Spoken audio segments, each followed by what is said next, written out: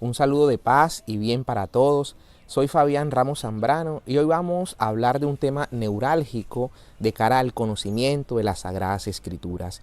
Vamos a hablar sobre el canon bíblico. ¿Cómo fue ese proceso en el que la Iglesia en algún momento de la historia tuvo que entrar a discernir respecto de la cantidad de libros que existían en los primeros siglos, cuáles de ellos eran inspirados y cuáles no? La Iglesia tuvo que entrar a decidir qué libros hacían parte del catálogo de las Sagradas Escrituras y qué libros quedaban por fuera de este catálogo. Pero vamos a ver no solamente ese proceso de la canonización de los textos bíblicos, sino también el proceso de formación de los distintos textos. Y para ello es indispensable conocer ese proceso de formación desde los textos mismos del Antiguo Testamento. Vamos a ver entonces cómo estos acontecimientos que se nos narran en las Sagradas Escrituras difieren en ocasión del momento mismo en el que fueron escritos. Por ejemplo, hay acontecimientos que tuvieron lugar en el siglo XVIII a.C. y que fueron puestos por escrito 10 siglos después. Entonces vamos a ver cómo fue todo ese proceso de formación de las Sagradas Escrituras. Y vamos justamente a empezar por el Antiguo Testamento. Vamos a ver esas historias, por ejemplo, de Abraham, cuando Dios lo saca de las tierras de Mesopotamia, propiamente de Ur de los Caldeos, y lo lleva a las costas del Mediterráneo, puntualmente a las tierras cananeas. Son acontecimientos que datan del siglo XIX o siglo XVIII antes de Cristo. Pero estos acontecimientos no fueron puestos por escritos en ese momento. Sabemos que el pueblo descendiente de Abraham, por una carestía, va hasta Egipto, y sabemos que por más de 400 años no se conoce propiamente la historia del pueblo hebreo, sino su esclavitud en Egipto, y luego ya con Moisés se empiezan a conocer algunos otros relatos.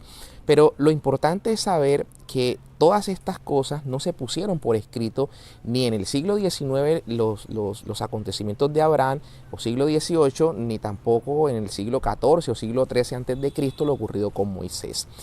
¿Cuándo entonces se empezaron a redactar los textos de las Sagradas Escrituras? Porque todas estas historias que conocemos de Abraham, de los patriarcas, esta historia de la salida del pueblo de Egipto y la llegada al desierto y la posterior llegada a Canaán con Josué, todo esto se fue conservando oralmente en el pueblo hebreo y se fue transmitiendo de manera oral, y todas estas historias se conocieron y se conservaron y se transmitieron de manera oral y no escrita.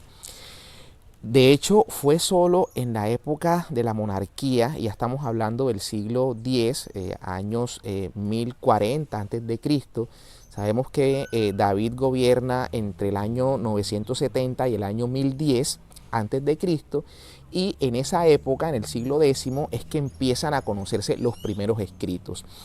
Estos primeros escritos no fueron otros sino que composiciones de oraciones. Aquí tenemos parte de lo que hoy son los salmos y parte del libro de los proverbios, que vieron la luz por escrito, y fue lo primero que se puso por escrito en esta época del siglo X antes de Cristo, en época, repito, de la monarquía.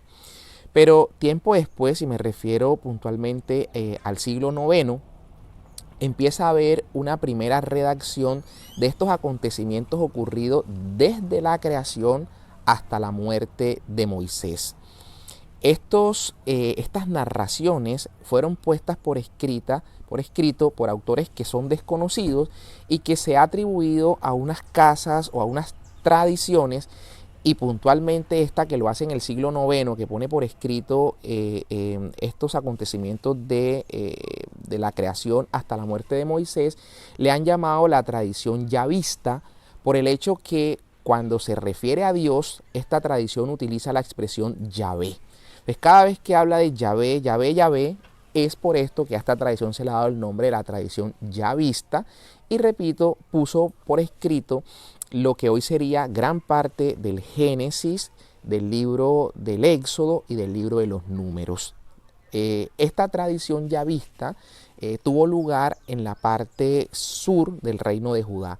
Aquí vale la pena hacer una anotación. Estoy hablando de la monarquía que tuvo lugar en épocas del rey David, o se consolidó en épocas del rey David. El reino se mantuvo unido en épocas del rey David. El rey David muere, le sucede su hijo Salomón y todavía se mantiene unido el reino de Israel. Pero con la muerte de Salomón le sucede su hijo Roboán, y aquí va a haber un acontecimiento muy importante. Roboán, que se le solicita que por favor baje la carga impositiva, los impuestos que tenía el pueblo en ese momento. Recordemos que Salomón había acometido unas grandes obras de infraestructura, incluyendo el templo. Eso generó una gran cantidad de costos para el pueblo, que no solamente se financiaba de los botines que se adquirían de las naciones que conquistaban, sino que además se financiaba con el dinero del pueblo, ¿no? Con los impuestos del pueblo. Entonces, a la muerte de Salomón, el pueblo le pide a Roboán que disminuya esa carga impositiva. Roboán no lo hace, por el contrario, aumenta los impuestos, y se genera una revuelta, una sublevación del pueblo que acaba con la división del reino. Esto es importante para que vayamos conociendo la historia en la que estos libros van a tener lugar. Entonces, el pueblo queda dividido, el reino queda dividido. La parte norte se va a llamar el reino de Israel. Mantuvo su capital en un primer momento en Siquem, luego en Tisra y posteriormente en Samaria, que es donde permaneció la capital del reino del norte. Ese reino del norte fue gobernado en un primer momento por Jeroboam. Fue el primer rey de la parte norte, que se llamó el reino de Israel. Y la parte sur quedó gobernada, por supuesto, por Roboam en su momento, y se llamó el reino de Judá. Entonces los profetas van a empezar a tener acción, unos en la parte norte, otros en la parte sur. Es importante para que vayamos viendo cómo se van desarrollando estos libros, tanto los proféticos como los otros libros de los que vamos a hablar. Bien, esta tradición yavista de la que he hablado, que puso por escrito los acontecimientos desde la creación hasta la muerte de Moisés, se suscitó en el reino de Judá, ¿okay? Cerca del siglo o en el siglo IX.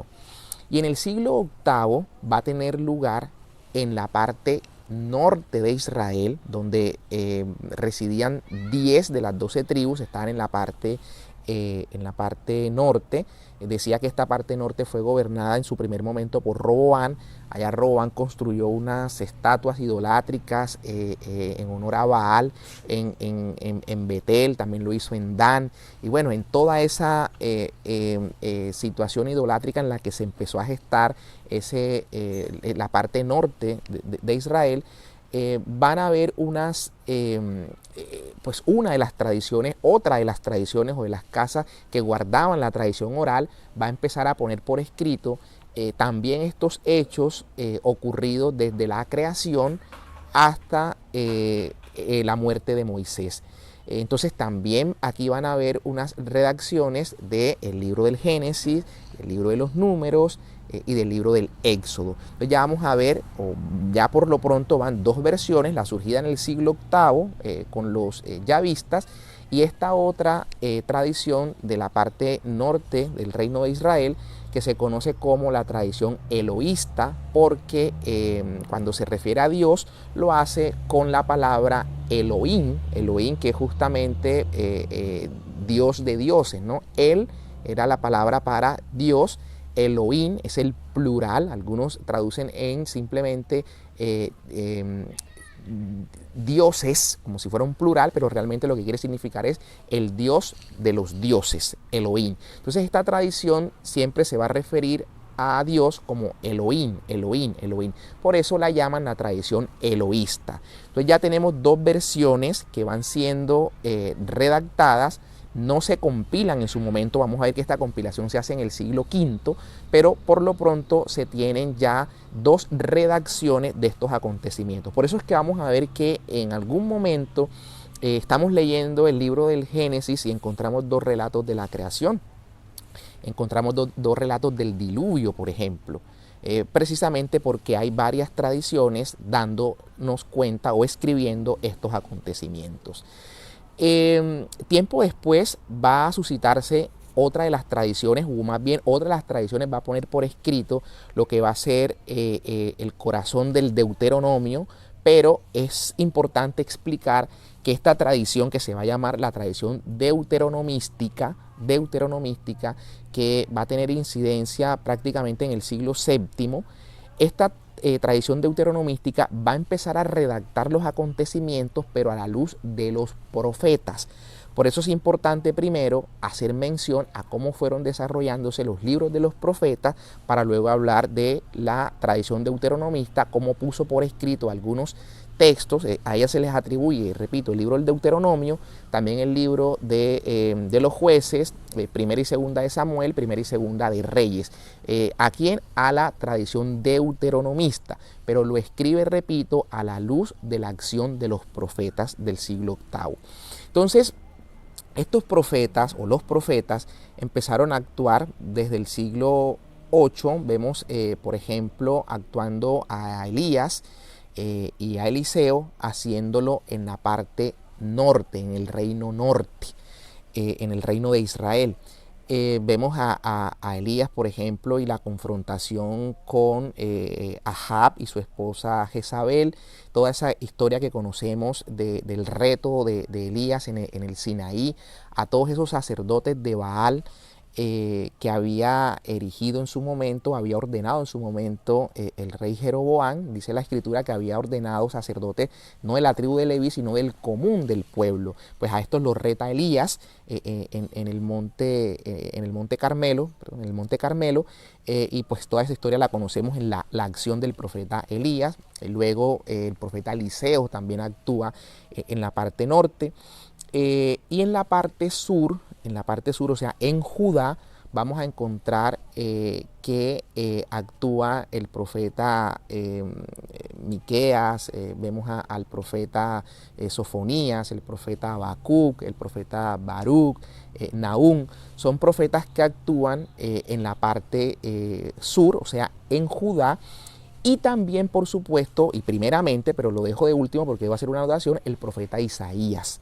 El profeta Isaías también actúa en la parte de Judá, y todas estas compilaciones se hicieron en un libro que se conoció como Los Profetas Escritores, ¿no? Ahí estuvo esta recopilación de las acciones que fueron poniendo por escrito los discípulos de estos profetas, y se recogieron en este libro llamado Los Profetas Escritores.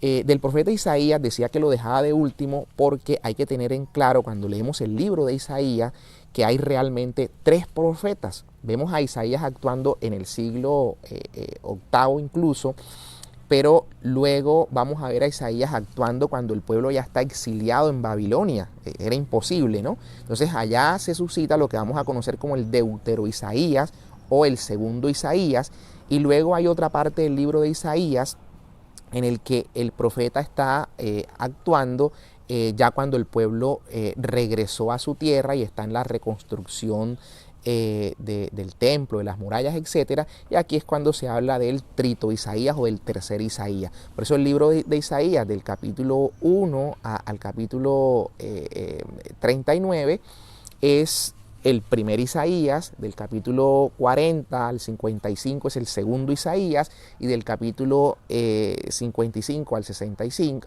del 56 al 66, vamos a encontrar a el trito Isaías o el tercer Isaías. Eso es importante pues tenerlo en cuenta para no irnos confundiendo y no creer que fue un solo profeta al que se le atribuyen todas las profecías que encontramos en ese libro. Decía entonces eso, ¿no? Que los profetas se fueron suscitando tanto en la parte norte como en la parte sur. En la parte norte, además del profeta Elías y Eliseo, que actuaron en el siglo IX, Tenemos también las acciones de los profetas Amós y del profeta Oseas. Vemos que estos profetas ejercen una acción muy recia en contra de la idolatría de los pueblos, sobre todo en contra de la casa de Betel. Vemos que Betel significa casa de Dios, ¿no? Casa de Dios, Betel. Y estos profetas la llaman incluso Bet-Aben, que es casa de iniquidad. Por toda la idolatría que allí había. Entonces todo esto que se fue formando por parte de los profetas quedó recogido en este libro que se llamó Profetas Escritores, y todo lo que los discípulos de los profetas fueron poniendo por escrito. Ahora bien, decía que en el siglo VII va a tener o va a cobrar fuerza esta tradición que vamos a llamarla deuteronomista. Esta tradición deuteronomista va a escribir el corazón del libro del Deuteronomio, va a poner por escrito el libro del Deuteronomio, ya que es importante esa palabra, ¿no? Deutero, que significa segundo, o sea, en este caso la segunda ley. El Deuteronomio va a ser justamente esta segunda ley vista, repito, a la luz de la acción de los profetas. Los profetas que habían actuado en el siglo IX, siglo X, que acabo de citar, tanto en la parte norte como en la parte sur, van a inspirar a este autor o a esta tradición deuteronomística para escribir el Deuteronomio, esta segunda ley, a la luz de estos profetas que habían hecho su prédica. Y no solo eso, sino que esta tradición deuteronomista va también a poner por escrito todo lo que había ocurrido desde la llegada a las tierras de Canaán con Josué hasta lo que terminó ocurriendo con la destrucción de Jerusalén. O sea, desde que llegan a las tierras de Canaán, que es aproximadamente en el año 1040 antes de Cristo, se va a poner por escrito esos relatos. Desde allí, pues todo lo ocurrido con la monarquía. Por eso vamos a ver que allí van a suscitarse el libro de los jueces, va a suscitarse el libro de Primera de Samuel, Segunda de Samuel, Primera de Reyes y Segunda de Reyes, atribuido a esta tradición deuteronomista. Pero todo eso va hasta cuando Jerusalén es destruida por el pueblo de Babilonia. Esto es importante porque el pueblo, el reino de la parte norte, en el año 722 es invadido por los asirios, y de hecho se borra el rastro de las 10 tribus, que vivían en esa parte norte. Y el pueblo del sur, Judá, digamos que se mantuvo por lo menos como 200 años aproximadamente sin la invasión del pueblo asirio, que no pudo llegar hasta el pueblo de Judá. Asiria no pudo destruir las murallas y el templo de Jerusalén. Pero ocurre que cerca del año 590 los babilonios o los caldeos, Babilonia era la capital, pero pues, digamos que las tropas de Babilonia llegan a la parte norte que había sido conquistada por los asirios, y Babilonia logra incluso llegar hasta la parte sur de Judea, y ahí es cuando viene la destrucción del templo, la destrucción de las murallas. Estoy hablando del año 586 aproximadamente. Ahí se destruye el templo de Israel, se destruyen las murallas, y el pueblo que habitaba en la parte de Judea es exiliado a Babilonia, y dura en ese exilio aproximadamente 50 o 70 años, datan algunos, hasta el decreto de Ciro el Persa en el año 539. Pero lo que quiero señalar acá es que esa es la narración que hace la tradición deuteronomista. Desde que ingresan a las tierras de Canaán con Josué hasta cuando se destruye el templo y Jerusalén en el año 586. Esa es la redacción de esta tradición deuteronomista. Repito, entonces se les atribuye a ellos el libro del Deuteronomio, que aquí quiero hacer el énfasis por la expresión deutero, ¿no? Deuteronomio, o cuando se habla de deutero, que es segundo, es la segunda ley. Hay textos que dicen que se encontró un libro de la ley en el templo, un libro de la ley, y se atribuye a que habría sido este Deuteronomio. Es entonces la segunda ley. No quiere decir por eso que sea una ley menor a lo que encontramos en el Génesis, en el Éxodo o en el libro de los Números.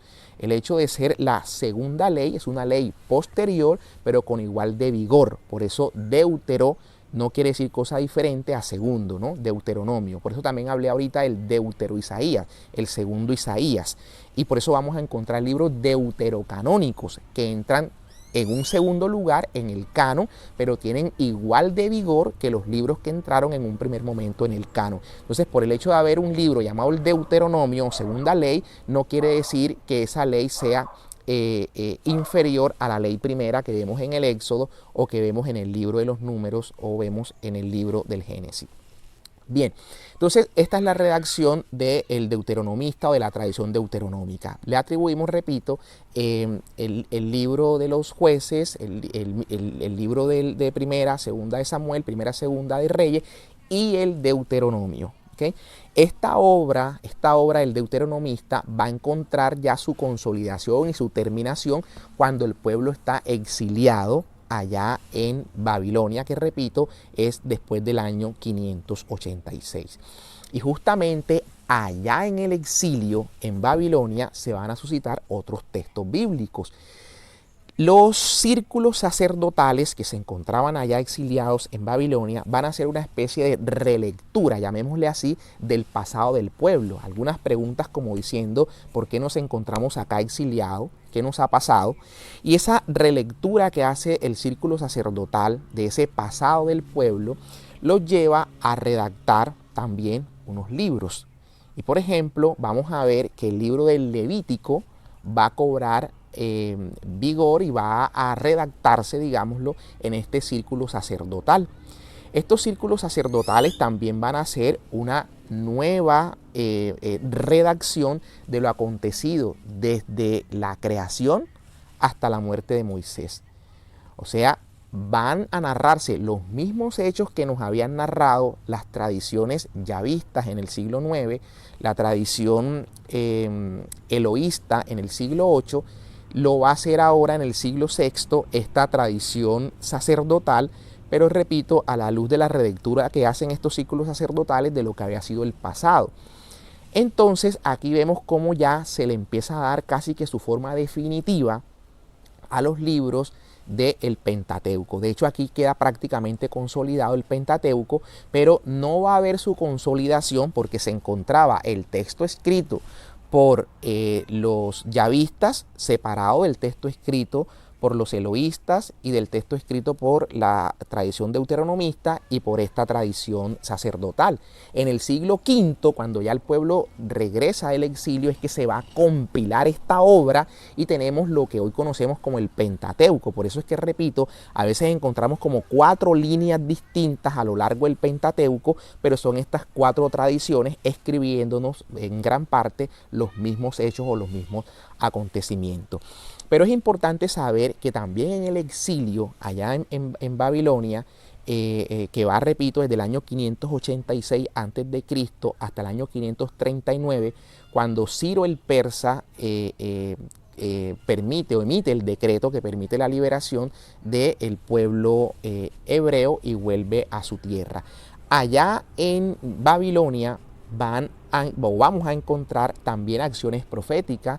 Allá, por ejemplo, encontramos a el Deutero Isaías, como decía hace un rato, o este segundo Isaías, que vamos a encontrar desde el capítulo 40 aproximadamente, o desde el capítulo 40 exactamente, hasta el capítulo 55 del libro de Isaías. Esas profecías que encontramos allí es de este segundo Isaías, del Deutero Isaías, que ejerce su acción profética allá en Babilonia. Entonces vamos a encontrar estas predicciones de la liberación del pueblo unos 10 años antes de que fuese liberado el pueblo por el decreto emitido por Ciro el persa. Encontramos estas profecías de Isaías ya anunciando esta liberación que se concreta entonces en el año 556 antes de Cristo.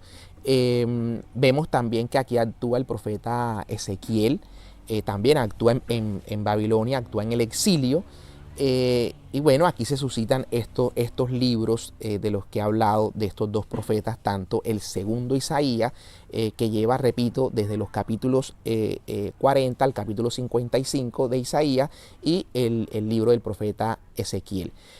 Bien, entonces el pueblo del 556, por el decreto de Ciro el Persa, regresan a su tierra y viene toda esta obra de la reconstrucción del templo, reconstrucción de las murallas, y toda esta obra de la reconstrucción. Hay profetas que van a actuar. Aquí vamos a encontrar al profeta Ageo, al profeta Abdías, va también a actuar en esta acción. Vemos a Zacarías, que también va a tener lugar en esta obra de reconstrucción. Y también va a aparecer el trito Isaías, el tercer Isaías. Lo que son los capítulos 56 a 66 de Isaías es la acción de este tercer Isaías, que actúa cuando el pueblo ya ha regresado y está en esta fase de la reconstrucción.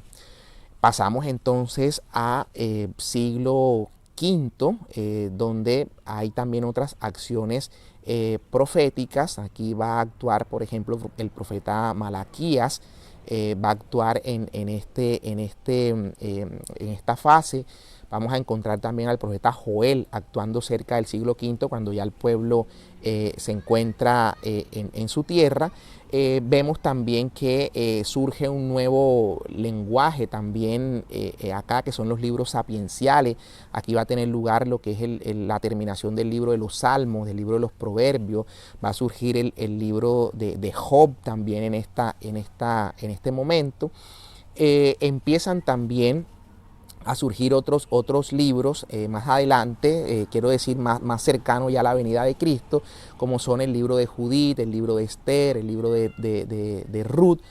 Y a finales también ya del siglo III, incluso siglo II, van a empezar a surgir otros libros o textos cuando Antíoco IV Epifanes, el rey de Asiria, empieza su acérrima persecución religiosa, y aquí se le van a oponer los macabeos. Entonces estos libros de los macabeos, primera, segunda Macabeo, van a tener lugar cerca del año 170, 150 antes de Cristo. Entonces digamos que esto es un repaso, por supuesto a muy grosso modo, de cómo los libros del Antiguo Testamento fueron viendo su formación. Recordemos que empiezan por lo menos los 3 siglos antes de la venida de Cristo. Está el periodo que conocemos como el periodo helenístico, el auge de Grecia. Vemos como Alejandro Magno, que ya había formado su imperio, gran parte de los judíos habitaban justamente en Alejandría de Egipto, colonia estrictamente griega, y como esta colonia judía también debía alimentarse de la palabra de Dios que había venido suscitándose y revelándose en medio del pueblo hebreo. Entonces ocurre que cerca del año 250 a.C., Ptolomeo Filadelfo de Alejandría pide al sumo sacerdote de Jerusalén le posibilite la traducción de los textos de la Biblia hebrea a el griego, pues también para que sirviese de alimento a la comunidad judía que vivía en Alejandría, y teniendo en cuenta que el idioma hebreo incluso para la época ya se había perdido, ¿no? En ese momento el hebreo clásico, digámosle, ya se había perdido. Recordemos que incluso para cuando Jesús viene, el idioma que se tiene es el arameo. Entonces esto originó que de Jerusalén enviase 72 ancianos para la traducción de estos textos. La traducción se hace y es lo que se conoce como la Septuaginta, la Biblia de los 70, justamente por estos 70 traductores.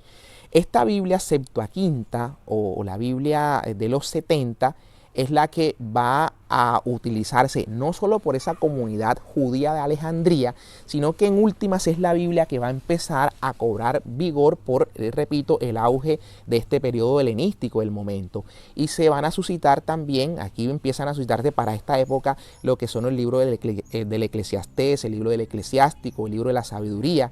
Empiezan a cobrar fuerza en este momento antes o siglos antes de la venida del Señor Jesucristo.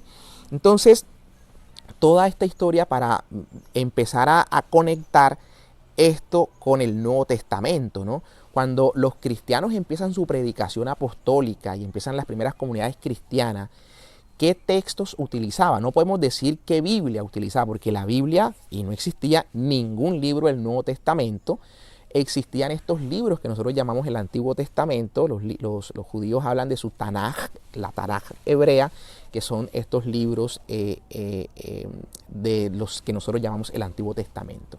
Entonces, todos estos libros que se encontraban en esta traducción que se hizo al griego, la Septuaginta, esta era la Biblia o el texto de las Escrituras utilizada por los cristianos. Pablo, Lucas, cuando escribe Pablo sus cartas, cuando Lucas escribe su evangelio, escribe el libro de los Hechos de los Apóstoles, las citas que hacen son citas tomadas justamente de la Septuaginta o de la Biblia de los 70. Y esta Biblia tenía en su canon incorporado los 7 libros que hoy, y vamos a ver por qué, el mundo protestante ha mutilado, ha rechazado y tiene por fuera de sus Biblias.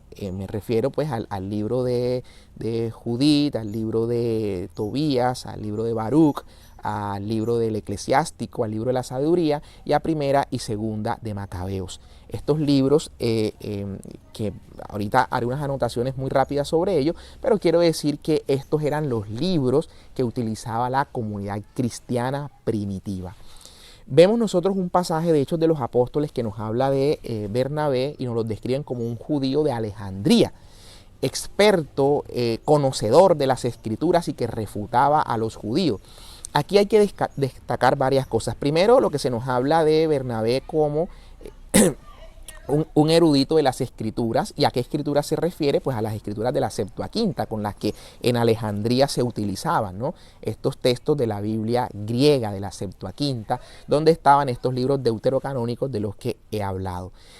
Pero quiero hacer mención a esto que dicen las Escrituras. Dice Hechos de los Apóstoles que con las Escrituras refutaba a los judíos, demostrándoles que Jesús era el Cristo, el Mesías. Estas pugnas, llamémosle así, entre judíos y cristianos empezaron a darse desde los primeros siglos, y los judíos empezaron a protestar por la Biblia usada por los cristianos, porque utilizaban esta traducción griega y algunos libros incluidos allí que se habían suscitado en griego, no en hebreo, que se habían suscitado, y para los judíos la única lengua apta para que Dios se revelase era la lengua hebrea. Entonces los judíos empiezan a tener estas confrontaciones con los cristianos, y para tomar distancia con los cristianos empezaron a rechazar esta Biblia que los cristianos utilizaban, que utilizaba Pablo, repito, que utilizaba Bernabé, que utilizaba Silas, que utilizaba Silvano, que utilizaba Lucas. Estas escrituras, la Septuaginta, los judíos empezaron a rechazarla, y en un concilio que algunos dicen si existió o no existió, hay algunas versiones sobre el particular, pero la gran mayoría de eruditos concuerdan en que existió un concilio antes del año 100 después de Cristo, o sea en el siglo I, entre el año 90 y el año 100, que se conoce como el concilio de Jamnia. Y en este concilio los judíos llegaron a rechazar categóricamente todos los libros que utilizaban los cristianos que no estuviesen en una versión hebrea, o que ellos no encontraran en una versión hebrea. Y esa fue la razón por la que se apartaron de lo que el Espíritu Santo había revelado a los cristianos, que eran libros canónicos que utilizaban en la Septuaginta o en la Biblia griega, repito, los primera y segunda de Macabeos, etc. Entonces, digamos, con esa breve historia podemos ir dándonos cuenta de cuál era el verdadero canon de las Sagradas Escrituras del Antiguo Testamento, y por qué estos 7 libros los excluyeron los judíos que se oponían a los judíos que se habían convertido al cristianismo, ¿no? Entonces esta fue una oposición para rechazar o para apartarse de lo que al cristianismo se le había venido revelando en los primeros siglos, y que luego con la Reforma Protestante pues también acogieron esa tesis y descartaron estos libros deuterocanónicos, que vamos a explicar por qué es la razón real por la que se excluyeron de la Biblia protestante, que que si bien el protestantismo nace en el año 1517, casi 3 siglos siguen utilizando los deuterocanónicos y después por un tema económico rechazan estos libros deuterocanónicos que ya voy a explicar y a citar justamente no a fuentes católicas sino una fuente protestante como la del doctor Báez, Gonzalo Báez Camargo, que es un erudito protestante que nos da cuenta en su libro Breve Historia del Canon Bíblico, nos da cuenta por qué se terminó mutilando por parte de los protestantes las Sagradas Escrituras, eliminando estos 7 libros auténticamente canónicos. Bien, paso entonces ahora al Nuevo Testamento y lo voy a hacer de una manera más sucinta porque se nos ha ido gran parte del tiempo. Quiero simplemente decir que pues Jesús mandó a predicar, no mandó a escribir, y los discípulos empezaron su predicación apostólica, no había textos. El primer texto vino a ver la luz cerca del año 51 por parte del apóstol Pablo. Esto quiere decir que casi 20 años permaneció los primeros cristianos sin Biblia, digámosle, o sin Nuevo Testamento. Por eso de la sola escritura pierde todo fundamento, porque los primeros cristianos no se alimentaron de la palabra escrita, sino de la tradición oral. San Pablo de hecho escribe su primera carta, que es la carta a los tesalonicenses, y sería bueno ver allí cómo Pablo escribe y haciendo énfasis en lo que él llama la parádosis, es decir, la tradición oral, pidiendo que no solamente acojan lo que él está escribiendo en carta, sino lo que él ha enseñado de viva voz, como lo va a recomendar también en las cartas a Timoteo, ¿no? Cuando le dice: lo que te he enseñado en presencia de varios testigos, consérvalo y tú también busca a personas idóneas para que lo transmitan. Entonces, más allá de la palabra escrita, también Dios se ha revelado por la palabra oral. Y la iglesia ha conservado esa palabra oral y la ha ido transmitiendo a lo largo de la historia. Pero aquí lo que quiero señalar es simplemente cómo apenas en el año 51 Pablo escribe su primera carta a los tesalonicenses. Se dice que al año siguiente escribió la segunda carta a los tesalonicenses porque hubo una especie de mala interpretación por la comunidad de Tesalónica de lo que era la venida del Señor. Parece que se le malentendió a Pablo lo que estaba enseñando allí y tuvo que escribir esta segunda carta. Pero entre el año 50 y el año 60 se suscitan las cartas del apóstol Pablo que conocemos o que se han atribuido a su propio puño y letra. Me refiero a las cartas a los tesalonicenses, la primera y la segunda, la carta a los corintios, la primera y la segunda, la carta a los romanos también fue en esta época entre el 50 y el año 60, igual que la carta a los filipenses. Son esas las cartas de Pablo suscitadas en ese tiempo entre el 50 y el 60. Pablo cae preso en Roma entre el 61 y el 63 y ahí se le atribuyen que escribió algunas 3 cartas que pudieron ser la de los colosenses, la que escribe también a Filemón. Son cartas que Pablo escribe ahí en la cautividad.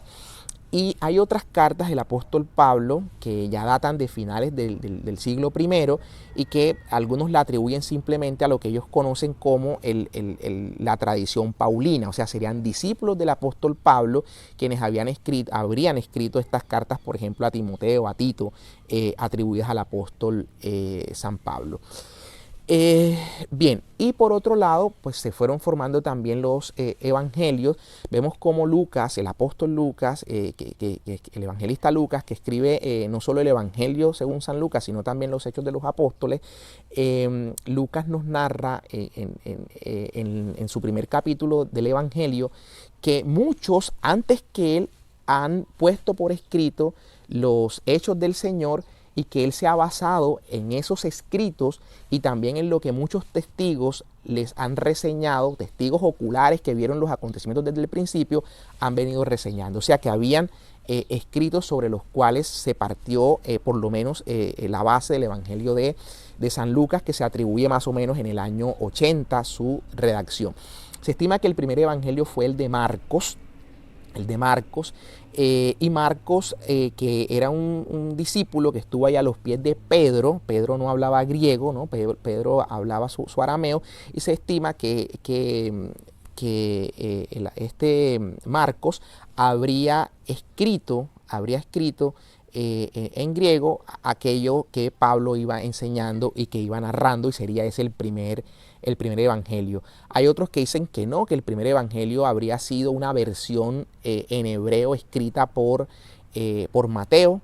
No se ha encontrado esa versión hebrea de Mateo, sino pues se conocen las versiones griegas y todo el Nuevo Testamento escrito en griego, que si asumimos la postura de nuestros hermanos judíos, todo el Antiguo Testamento, todo el Nuevo Testamento, perdón, no sería inspirado porque no se dio en hebreo, sino que se dio fue en griego. Entonces eso no tiene sentido.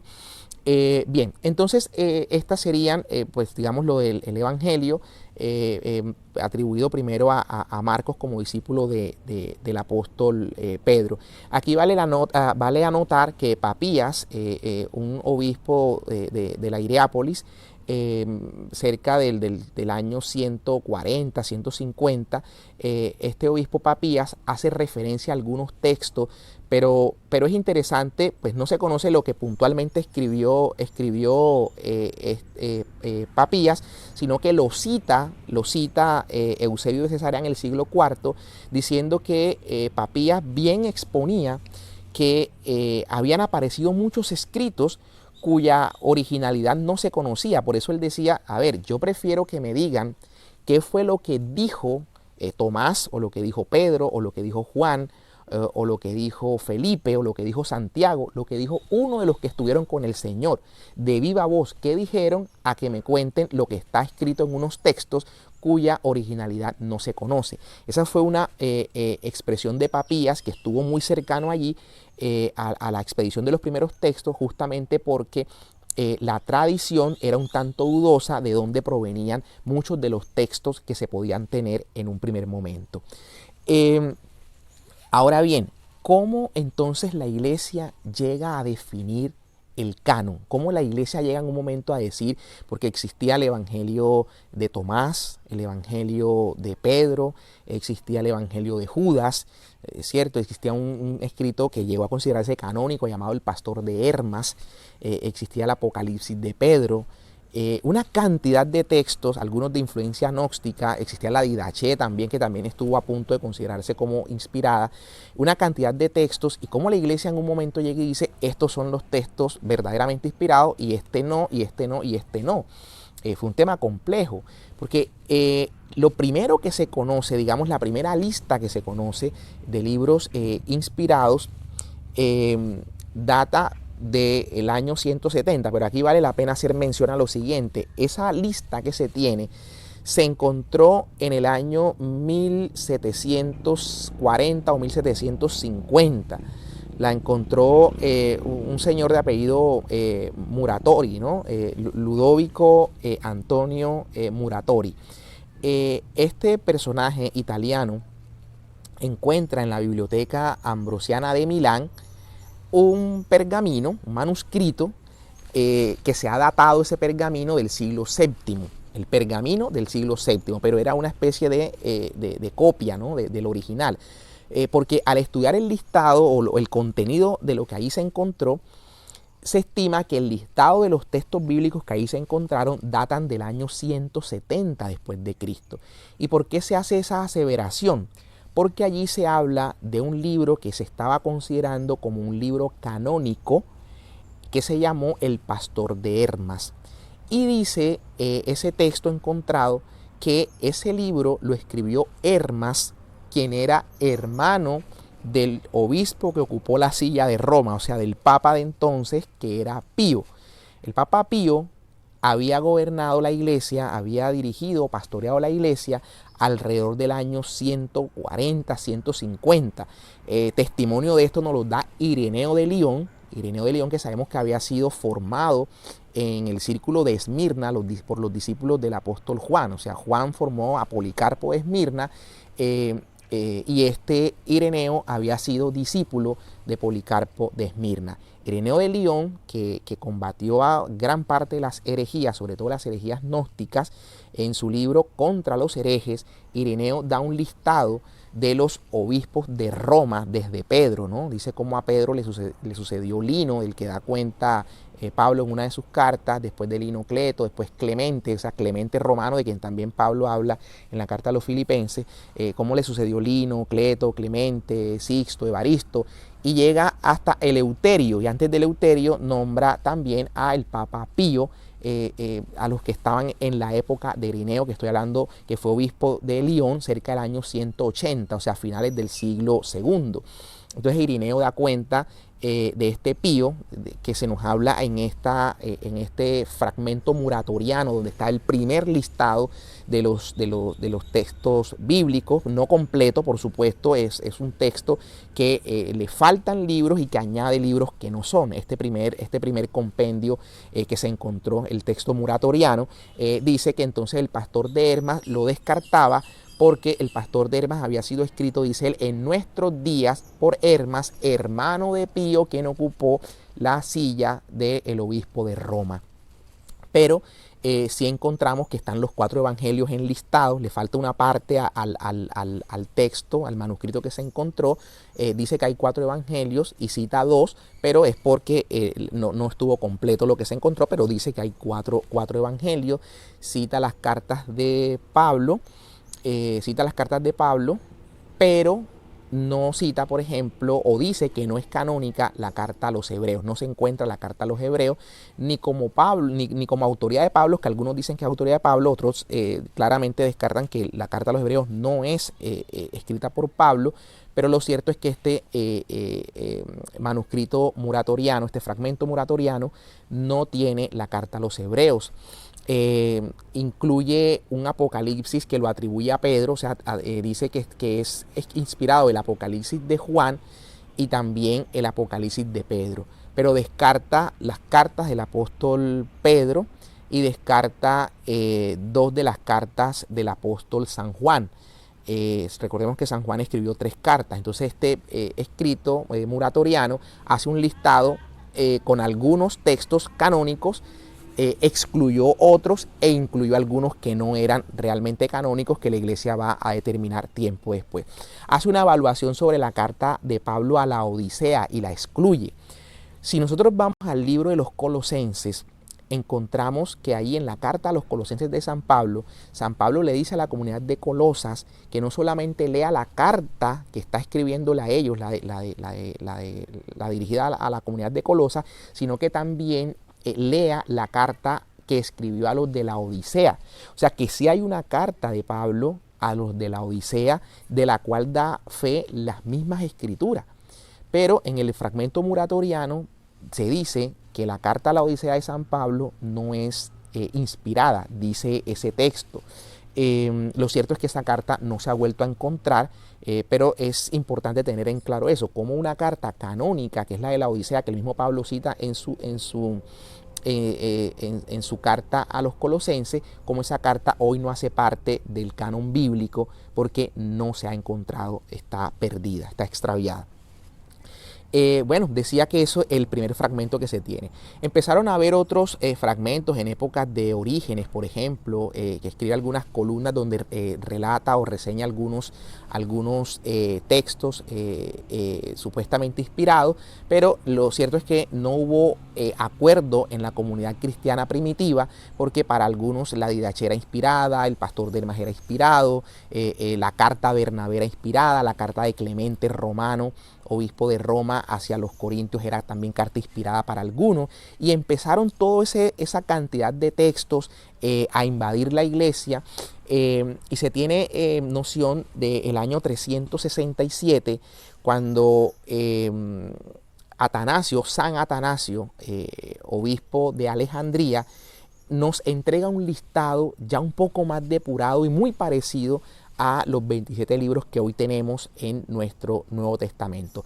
Recordemos que San Atanasio había sido quien en el concilio de Nicea actuó y lideró toda esta condena contra el arrianismo. Recordemos que Arrio también un sacerdote proveniente de allá de Alejandría, había Arrio justamente negado la divinidad de Jesús, basado en aquel texto donde el Señor dice, el Padre es mayor que yo. Entonces Arrio negó la divinidad del Señor, y tocó a la iglesia convocar a concilio, al concilio de Nicea, como ha sido tradición de la iglesia. Cuando ha habido herejías que amenazan su unidad, la iglesia ha convocado a concilios, como se hizo en el concilio de Jerusalén, cuando empezó a generarse esta división o discusiones en Antioquía por parte de aquellos judaizantes que exigían la circuncisión, ¿verdad?, para los que se convertían al cristianismo,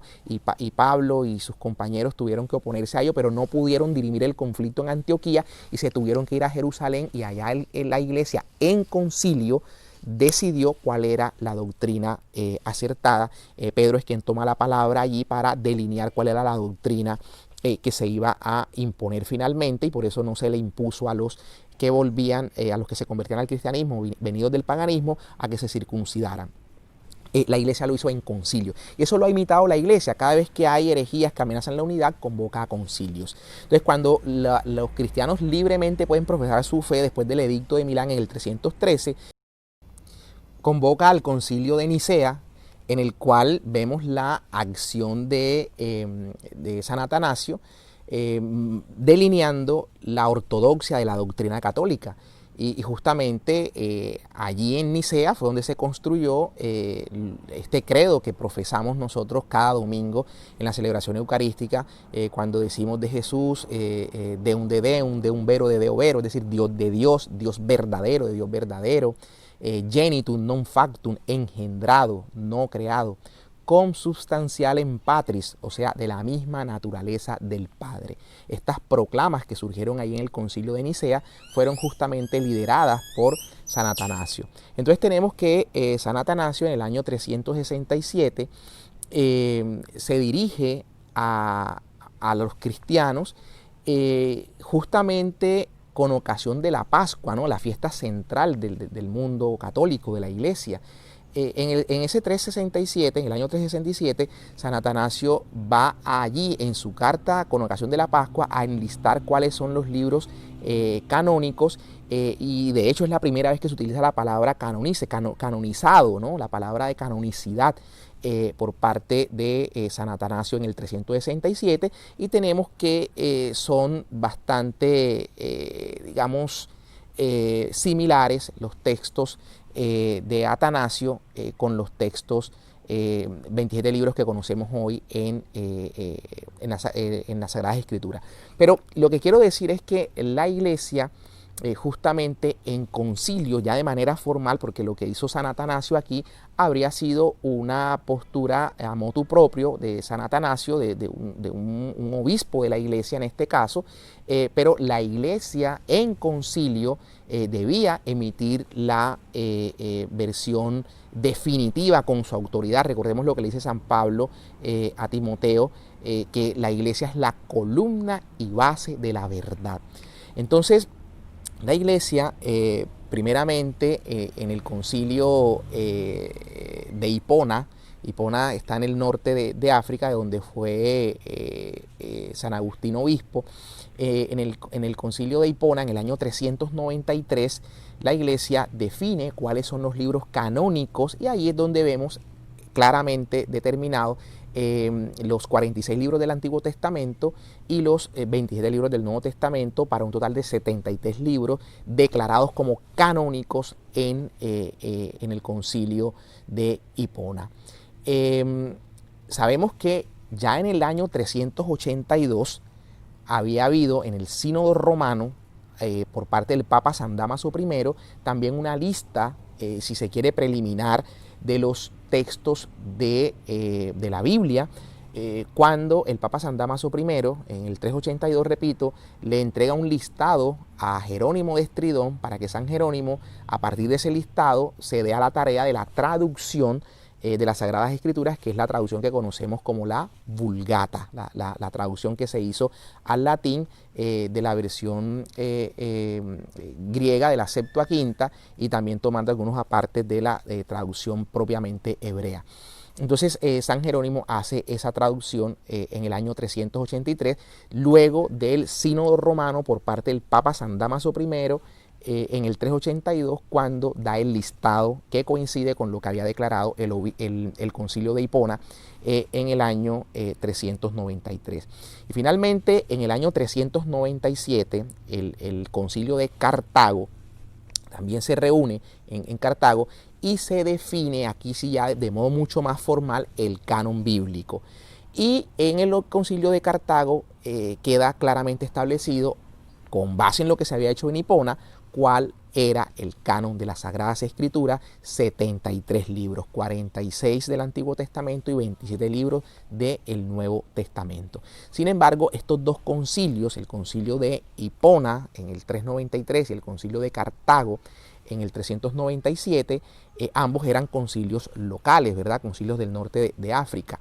Estos concilios claramente establecieron que lo que allí se decidía debía estar ratificado por Roma.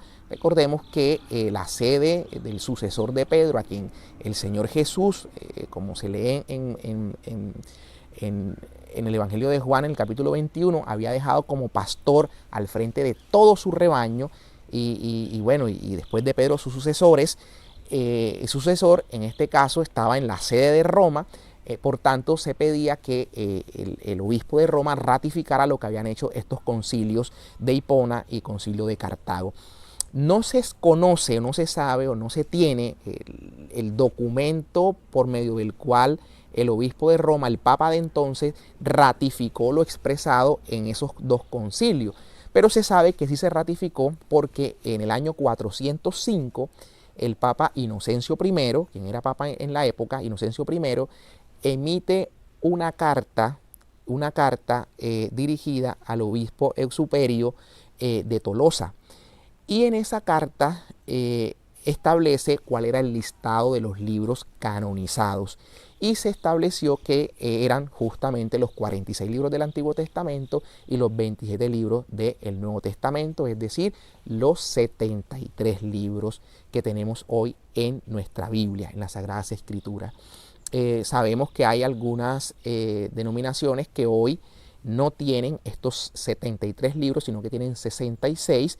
Vamos con dos palabras muy breves a explicar la razón por la cual algunos cristianos han mutilado las Sagradas Escrituras, dejándola sin 7 libros, y cuáles son las razones para ello. Vemos entonces que, repito, 73 libros, el 7 signo de la plenitud en la tradición cristiana, el 3 signo de la perfección como la Trinidad, 7-3. Por otro lado, hay Biblias que tienen 66 libros, el 6 y el 6 como signo de la imperfección, o sea, de lo incompleto, y los 73 como signo de la perfección. Bien, ¿cómo y por qué se terminaron sacando estos libros de las Biblias que manejan nuestros hermanos separados, nuestros hermanos protestantes? Vale decir lo siguiente, que desde los concilios de Hipona, el concilio de Cartago que acabo de citar, donde se definió el canon con la ratificación que luego conocemos por parte de Roma, incluso tiempo después en el concilio de Florencia se volvieron a ratificar estos 73 libros, y cuando con ocasión de la Reforma Protestante en el concilio de Trento se volvió a la ratificación, cuando los protestantes empezaron a cuestionar en ese momento estos libros del Antiguo Testamento de los que hemos hecho mención que finalmente se eliminaron por parte de los protestantes. Se mantuvo unánime esto hasta cuando el mundo protestante empezó a discutir esta situación. Vemos, por ejemplo, que Lutero fue uno de los primeros que generó controversia sobre el particular. Lutero quiso sacar además la carta de Santiago, la cual calificó, abro comillas, de epístola de paja, cierro comillas, palabras textuales de Lutero. Para él la carta de Santiago es una epístola, una carta de paja. ¿Por qué es una carta de paja? Porque esta carta le dice a él que ¿te va a salvar acaso solo tu fe? La fe sin obras está muerta. La fe sin obras está muerta. Y bueno, hace todas unas anotaciones Santiago para dejar en claro que la fe sola no basta si esta no va acompañada de las obras.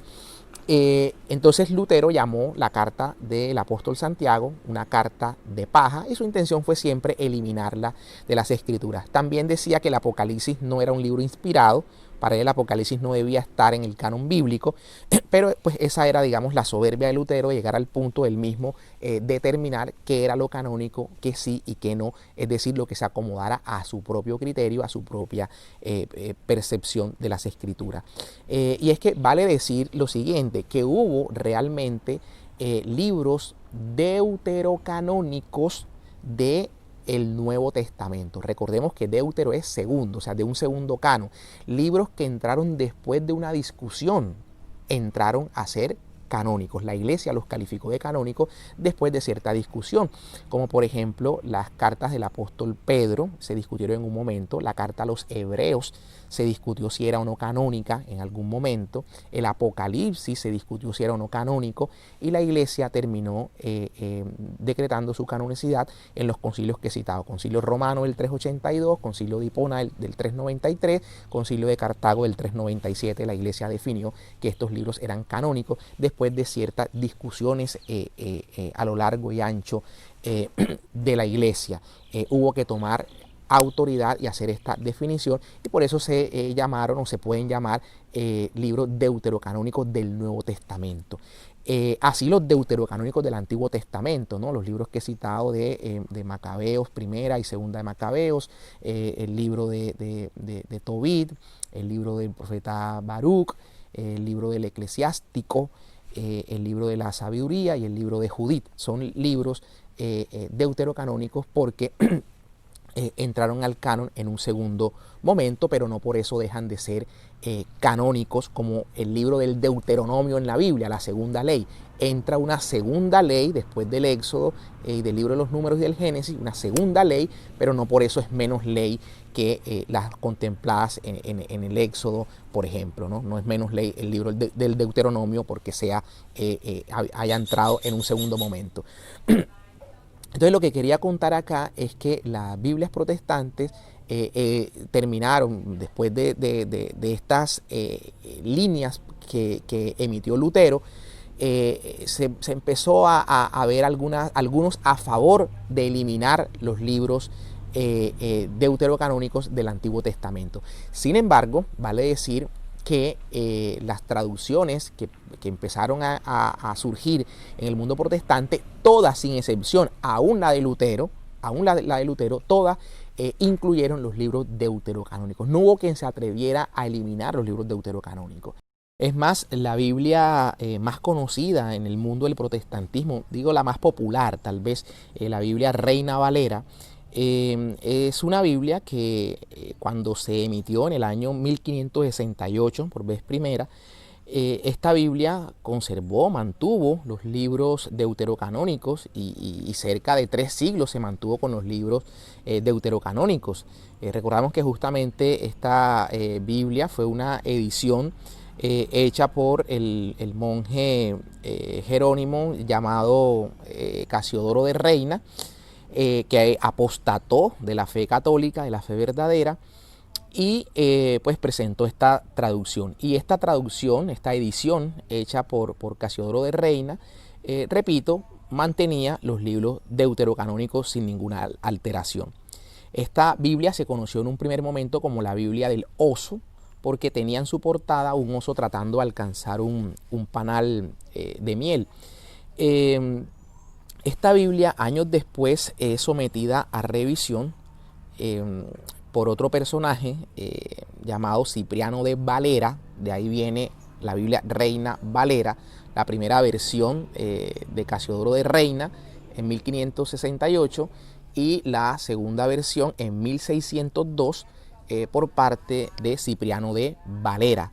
Entonces esta Biblia, que primeramente se conoció como la Biblia del Cántaro también por la portada, En últimas, es lo que hoy tenemos como la Biblia Reina Valera, por esta fusión hecha tiempo después.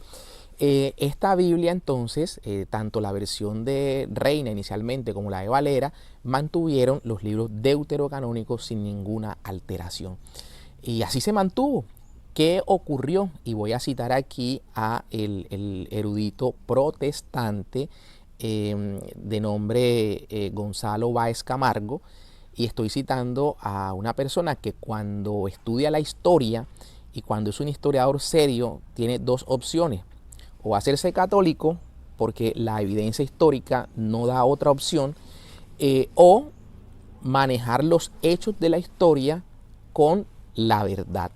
Y este señor con toda claridad dice que la eliminación de los deuterocanónicos, el hecho de haber seguido emitiendo o haber empezado a emitir Biblias sin deuterocanónicos, obedece a una decisión de las Sociedades Bíblicas Unidas, y hablo puntualmente de una decisión que toma la Sociedad Bíblica Británica, pero no a motu propio, sino que las sociedades bíblicas de Glasgow y de Edimburgo presionaron a la Sociedad Bíblica Británica para que se abstuviese de seguir emitiendo al mundo Biblias con los deuterocanónicos, y presionaron de no seguir generando el financiamiento que se estimaba por cerca de $5,000 según los datos del mismo autor que cito, de Báez Camargo.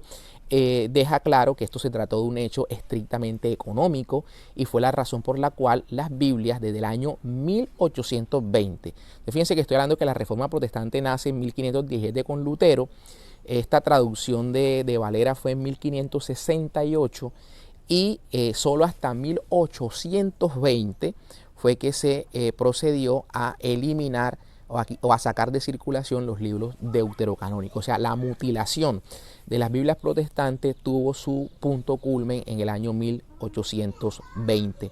Entonces vemos esta situación en la cual hay una explicación del por qué las Biblias protestantes han sido mutiladas en ese sentido. Bien, quería para finalizar simplemente decir dos cosas.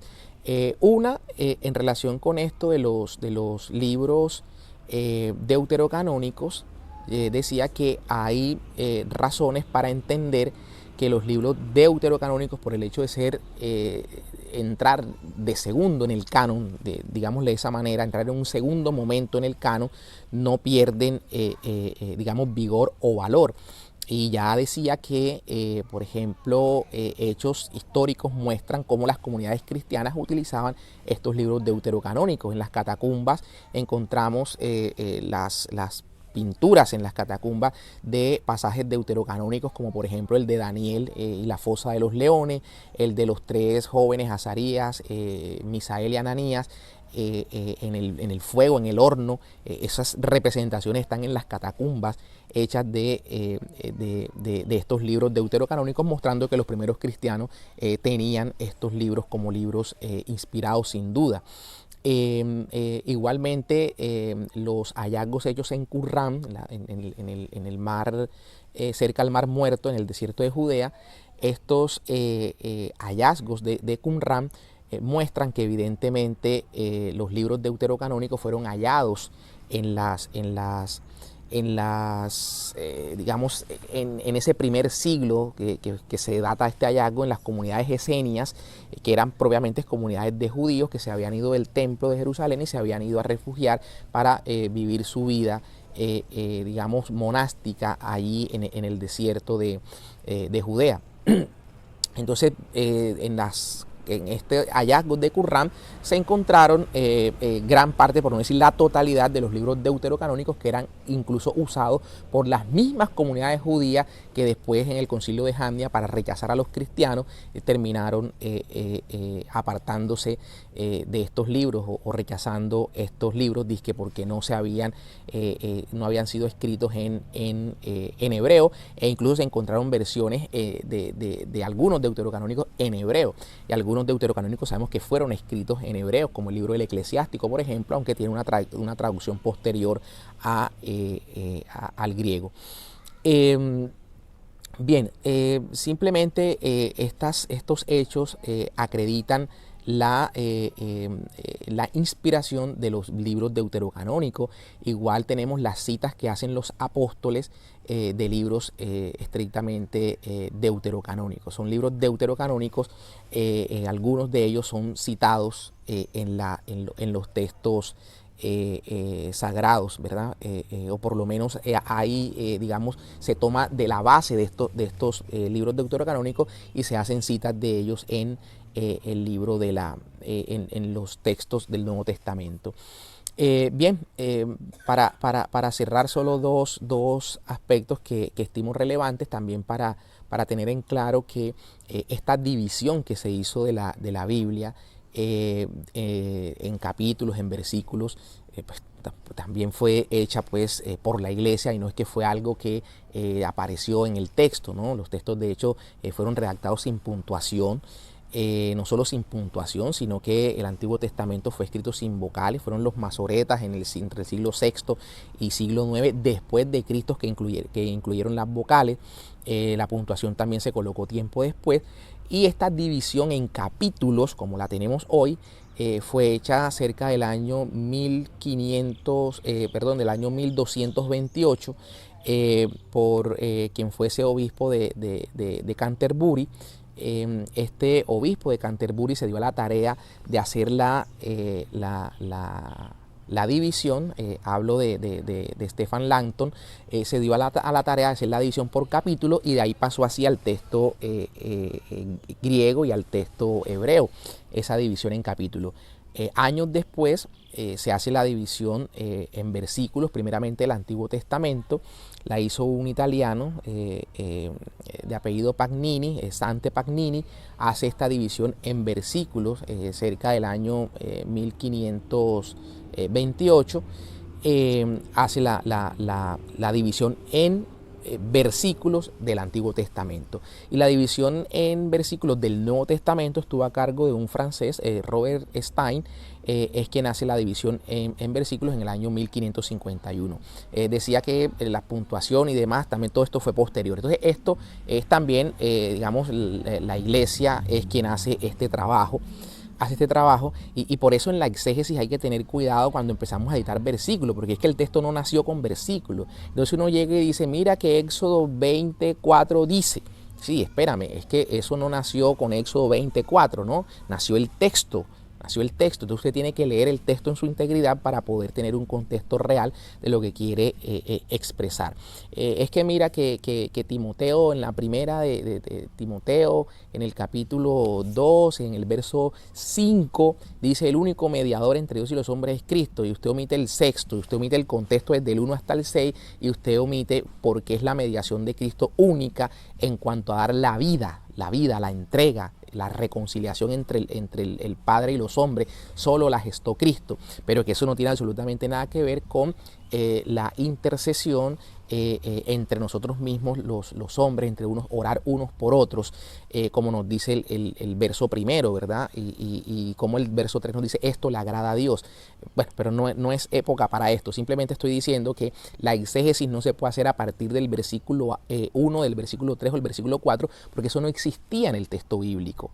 El texto bíblico fue emitido lineal, digámosle así. Entonces hay que hacer una exégesis apropiada leyendo el texto en la mayor integridad del posible. Bien, estos son entonces pues los puntos más relevantes que queríamos señalar el día de hoy. Agradecemos pues la atención. La idea es que podamos no solamente conocer lo que hoy tal vez hemos conocido, algunos ya lo sabían, han reforzado algunas cosas que de pronto por el tiempo no podemos profundizar, pero no se trata simplemente de un ejercicio intelectual, sino que todo esto nos sirva para que el amor hacia la palabra de Dios cada día se acreciente más y podamos deleitarnos en las Sagradas Escrituras a partir de su entendimiento en cuanto a su contexto, en cuanto a la cultura, en cuanto a la lengua misma en que fue escrita el texto.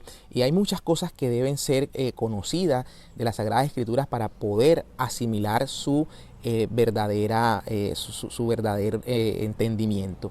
Entonces, de eso se trata, porque si no vemos cómo pululan las doctrinas y las divisiones en la misma iglesia a través de supuestos maestros que hoy existen, que creyendo que conocen un versículo y otros versículos, arman doctrinas totalmente fuera de contexto y sin tener todo el tema de la tradición de la iglesia, de cómo los textos se han venido interpretando a la luz del Espíritu Santo a lo largo de los tiempos. Porque no es que las cosas nacen y Dios las trae en una evolución, y luego cuando Martín Lutero, el padre del protestantismo, surge con sus doctrinas, entonces empiezan estas doctrinas nuevas a convertirse como si fuese el punto a partir del cual nació la iglesia, cuando la iglesia de Cristo sabemos que nació 1500, cerca de 1500 años antes de que naciese el mundo protestante.